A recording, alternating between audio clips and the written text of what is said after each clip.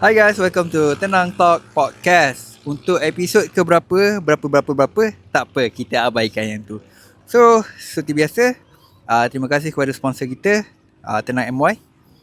Kalau korang nak cari baju, boleh pergi ke Shopee Kedai Tenang. So, untuk rakan-rakan yang nak sponsor podcast ni, bolehlah berbuat demikian. Tekan je link kat page kita, kita boleh borak, bincang. Harga ke macam mana, indoor ke outdoor ke, tak ada masalah. So, untuk dalam episod ni, kita ada kesinambungan daripada podcast yang lepas. Kita pernah bersama dengan Abang Modal. Time tu kita cerita huha-huha je. So, hari ni kita nak go into deep sikit lah. Okay, boleh. So, first kali, by the way, thank you Abang Modal. Spend masa weekend dia datang kat tempat kita untuk buat podcast.